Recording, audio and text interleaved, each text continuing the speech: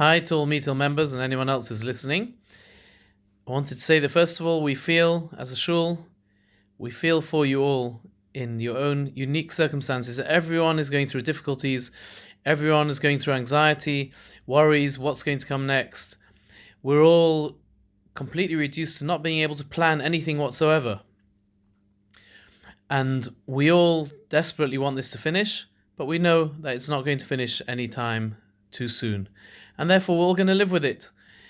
When we have a situation like this, where there's no planning possible, where we can't even plan from one minute to the next, we realize that ultimately this is totally controlled by Hashem.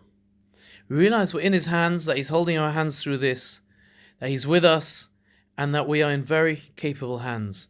The same one who put us into this situation to wake up the world and make us realize who's truly running the world, how one dictator somewhere in the world can send off a missile and we worry about it, how we can have earthquakes and all sorts, but one tiny virus that no one can even just about see under a microscope turns over the entire world and completely changes everything we know about life. Then we know that Hashem is behind this, which is why the corona, under a microscope, is actually the shape of a crown with jewels in it, with diamonds in it. And it represents the crown of Hashem, who's showing His kingship over the world. And by acknowledging that, then we are achieving what He wants us to achieve. And hopefully we can have this over very quickly.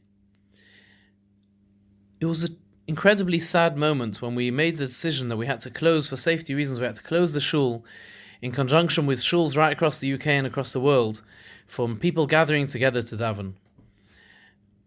A kehillah literally comes from the word congregation, coming together, and when that can't happen, the essence of a congregation is to be able to come together, then we need to try and find ways of compensating other ways.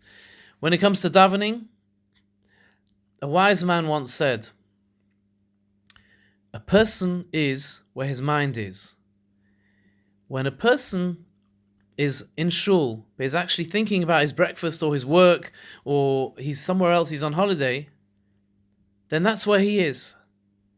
But when a person's at home, but wishing he could be in shul, wishing we could be together davening as a community and as a congregation, and davening at home and thinking about envisaging himself in shul in front of Hashem, thinking about the fact that we want to daven at the same time as the shul's davening, as everyone's davening together, to join in all the Jewish prayers together, then we are then in a situation where we may be at home, our minds though are in shul, and therefore we are existing actually in shul. And perhaps that's what Hashem wants from us in this situation, to realize the seriousness of the situation, to be able to daven sincerely with our very heartfelt words for us, for our families, for all those in the Jewish community, and for all those across the world who are suffering so terribly from this virus.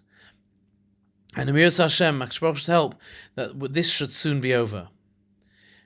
Safety is clearly paramount, and we obviously want to follow all government regulations as well as the rabbinical regulations, those who've said that we don't make minyan anymore in a public place, we don't come together unless for absolute necessity to buy food, etc. And we take all possible precautions. And those precautions are not just for ourselves, even if we think we will be okay with this flu, but it's for the elderly and the vulnerable. There's so many ill people in the community and around us, and there's so many who are compromised in their health, who are in danger, and therefore we have to make sure not to allow the virus to penetrate our midst in order to ensure that those people are safe. I just want to finish off with the thoughts on this week's Sedra. The Sedra last week was Parashas Kisisa, and this week Vayakel Pekudei, a joint Sedra. Kisisa is all about when Moshe Rabbeinu, Moses and Aaron came round the doors of every single Jew, and they said to them, "How many Jews are here? Can you tell me all their names?" And they wrote it down very carefully on a piece of paper, and every Jew felt tremendously uplifted. They felt, we're not just a number, we're not just part of the community of a great big Klal Yisrael, of a great big nation. Each individual truly counts now. They want to know every single name. Each one of us really means something to them. Each one of us is an important component of a community and of Klal Yisrael.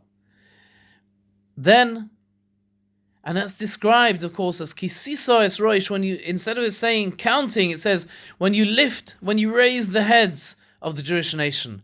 Because each one of them walked out of that tent then with their heads uplifted. I'm something, I'm somebody, I'm important. I'm not just a number. Then, Vayakel, then we can have Vayakel, then we can have Kehillah, then we can have congregation. We can have everyone coming together where Vayakel, Moshe gathered together, the entire Klal Yisrael to hear the Torah. Once everyone understands how important they are, how important every individual is, how important every component of Klal Yisrael is, how much of a role they have, then each person can then come together as an important part of a Vayakel, of a Kehillah. And please God, we hope that Kisisa, everyone will realize that we and everyone else in the community and in Klal Yisrael and around us are important people. We're not just suffering our own things. We're going to project our feelings and understand that other people are suffering as much or if not more than us. We're going to try and think about others and think about how we can help others, how we can brighten their day. And even if we're in isolation, we can phone up 5 people a day, 10 people a day, commiserate, tell them how we're feeling the same as them, or tell them, entertain them, make them feel better. That's a chesed, that's a kindness, which we can do whatever situation we're in. Raise their heads, make other people feel better, use the opportunity to do chesed, to do kindness, and make other people feel good.